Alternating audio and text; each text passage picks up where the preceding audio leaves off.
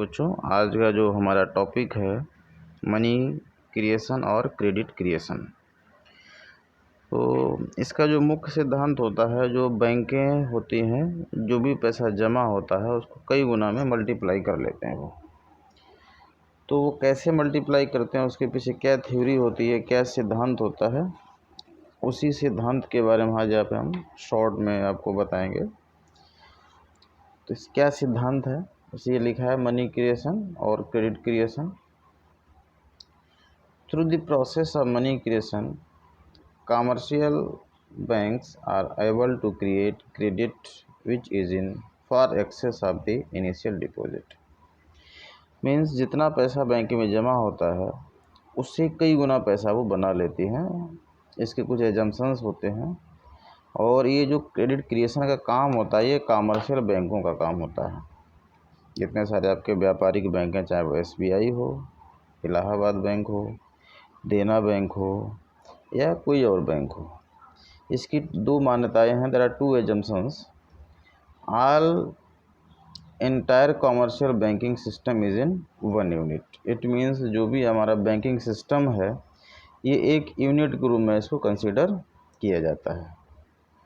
दूसरा जो एजम्पशंस है, all receipt and payment in the economy are routed through the bank. It means जो भी पैसा का लेन देन होता है वो बैंकों के माध्यम से ही होता है। जैसे मैं एक एग्जांपल दूं, यहाँ पर मान लीजिए कि एक व्यक्ति ने बैंक से लोन लिया।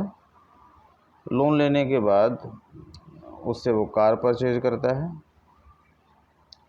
कार परचेज करने के बाद जो कार ऑनर है, फैक्ट्री ऑनर है, उसने क्या किया, कुछ रॉ मटेरियल्स परचेज किया और फाइनली जो रॉ मटेरियल्स बेचने वाले ने बैंक में जा कर के पैसे को जमा कर दिया।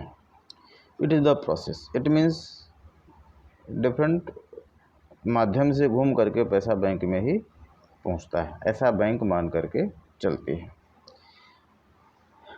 जो ये डिपेंड करता है कितने गुना मल्टीप्लाई करेंगे, that is LRR, legal reserve ratio, जिसमें CRR होता है। ये कंपलसरी होता है कि कुछ परसेंट बैंक अपने पास रखेंगे और कुछ परसेंट RBI के पास रखा जाएगा, या जो सेंट्रल बैंक हो उस कंट्री का। It is a legal compulsory for the banks to keep a certain minimum fraction of their deposits as reserves. It is fixed by RBI. Why only fraction of deposits are kept as cash reserves? कि उसके कुछ part ही क्यों अपने पास रखते हैं, जिससे कि वो नेक्स्ट जो कभी भी डिपोजिटर्स हैं पैसे को अपना डिमांड करते अपने पैसे को उनको वापस किया जा सके। ऑल द डिपोजिटर, जो यहाँ पे कुछ कंडीशंस हैं, ऐसा मान के चलती है कि all the depositors do not approach the banks for withdrawal of money at the same time and also do not withdrawal the entire amount to in one go. Means simple सा मतलब है कि जितने लोगों ने बैंक में पैसा जमा किया है एक ही दिन में वो सारा पैसा विड्रॉ नहीं करेंगे, ऐसा बैंक मान के चलती है। और एक ही बार में जितना पैसा हमारे अकाउंट जमा पूरा पैसा हम विड्रॉ नहीं करेंगे। अगर ऐसा होगा तो बैंक का सिस्टम फेल हो जाएगा, लेकिन पिछले 400-500 सालों के इतिहास में ऐसा नहीं हुआ है। There is constant flow of new deposits into the bank. It's mean bank में लगातार पैसे जमा भी होते हैं। लोग अपना पैसा अपने पास नहीं रखते, बैंक में जमा भी करते रहते हैं। मैं एक एग्जांपल से यहाँ पर आपको समझाऊंगा किस तरीके से बैंक क्रेडिट क्रिएशन करती हैं। तो मैं एग्जांपल ले लेता हूँ। सपोज दैट कुछ पैसे मान लेता हूँ। अभी हम क्या स्टेप्स होते हैं उसके बारे में हम बात करेंगे।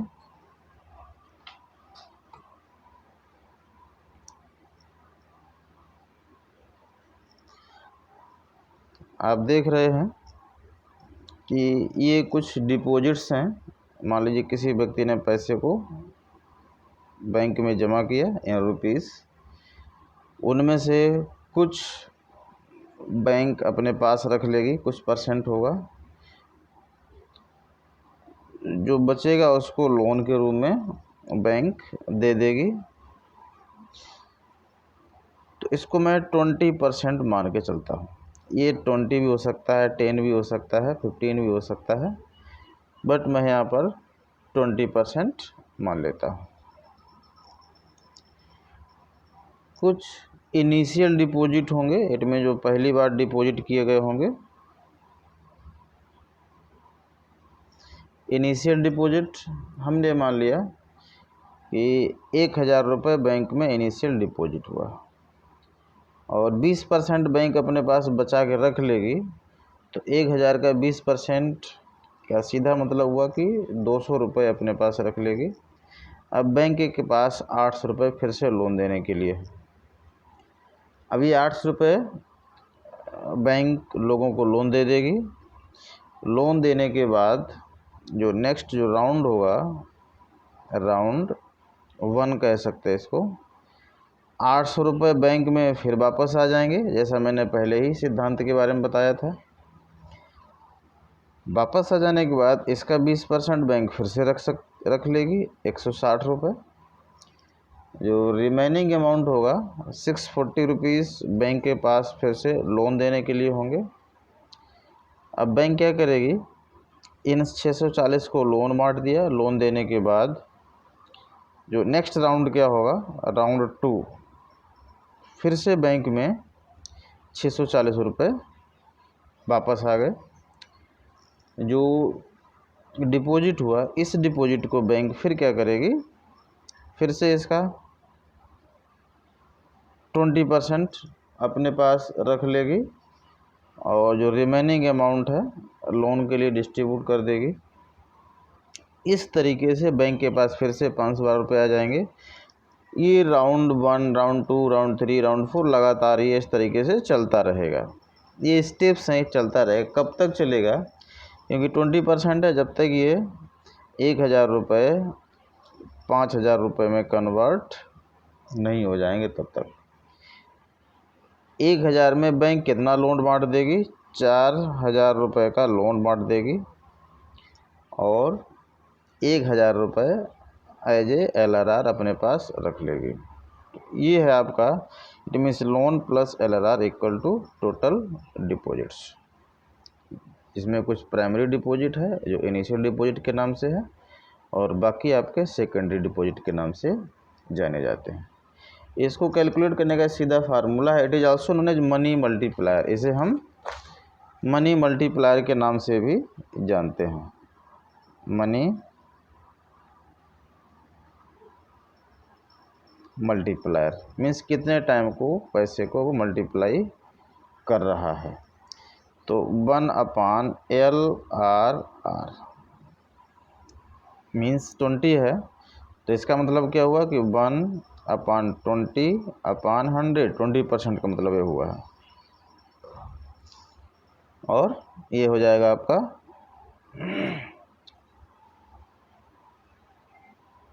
5 टाइम्स, मीन्स 5 टाइम्स पैसे को ये मल्टीप्लाई कर लेता है।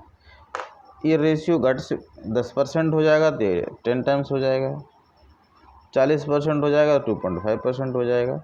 ये बैंक की नीड के अनुसार डिपेंड करता है कि इसको घटाया जाए या बढ़ाया जाए। ये मार्केट में क्या कंडीशन है उस पर डिपेंड करता है। Okay, thank you. बहुत इम्पोर्टेंट टॉपिक है और यहाँ से आपका एक क्वेश्चन नेसेसरी है, मैक्सिमम आया हुआ है, तो इसको ध्यान से सुने और देखें। Thank you.